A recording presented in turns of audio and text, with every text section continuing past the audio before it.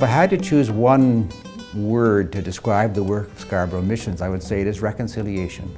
We are messengers of reconciliation. We are bridges and hopefully bridge builders among the different cultures and religions of the world. Scarborough Missions was founded by Monsignor John Fraser. He was born here in Toronto in 1878.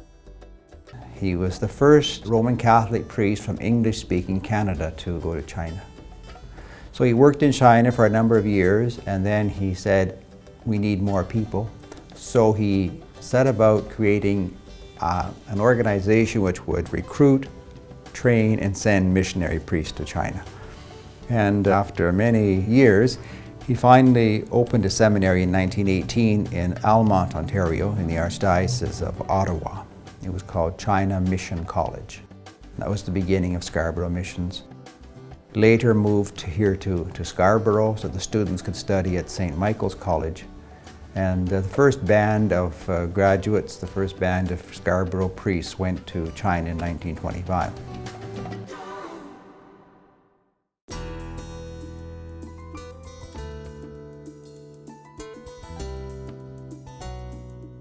I would kind of divide the history of our efforts into three periods. The first was the period of planting the local church. And this was another seminal insight of Monsignor Fraser, our founder. He was very much devoted to the idea of building up the local church. And for him that meant creating a Chinese hierarchy, promoting vocations to the diocesan priesthood, and also promoting the naming of Chinese bishops.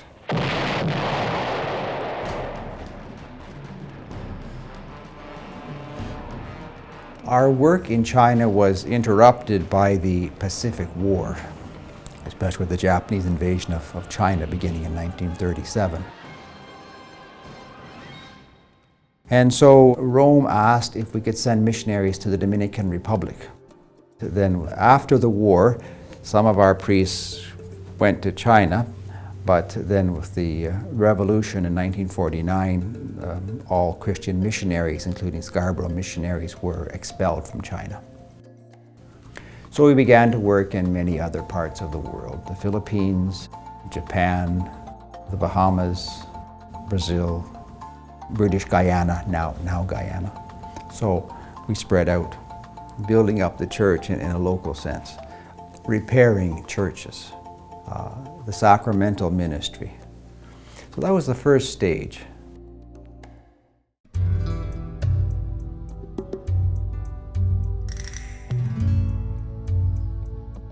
The second stage in the history of Scarborough Missions was what we might call the socioeconomic stage. The bishops of Latin America met in Medellin in 1968, and they described the situation of Latin America as a situation of systemic injustice. And so the people of Latin America have enlightened us. And that took the form of promoting the formation of credit unions and consumer co-ops, an attempt to address the socioeconomic needs of people. It doesn't mean that we neglected the sacramental ministry, but the emphasis changed to the socioeconomic, the actual lived conditions of people, and that there were underlying structural dynamics in society that had to be addressed.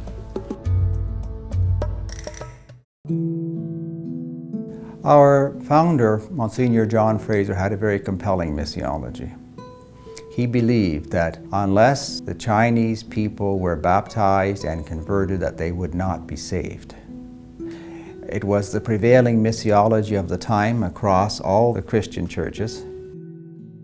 But Vatican II kind of undermined his missiology and the pre-Vatican missiology.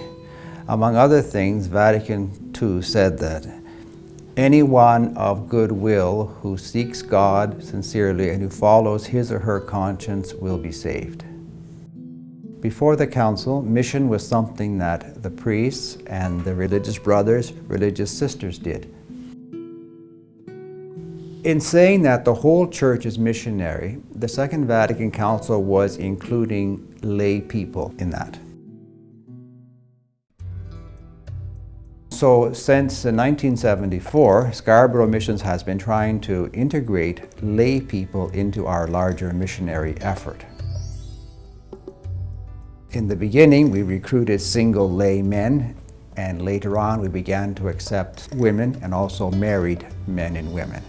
And the inclusion of women into our missionary effort reflects a broader trend in Western society as well, a growing equality of men and women, and a recognition that women have a distinctive contribution to make to society and also to the missionary enterprise.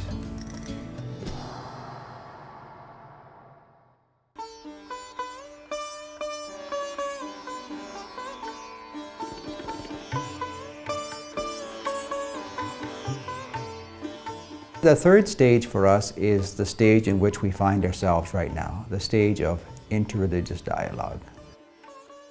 A major milestone in our history was the opening of the interfaith department, promoting harmony, understanding among peoples of different faiths.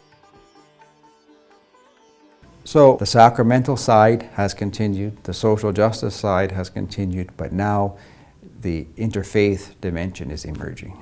And again, this is an insight of Vatican II.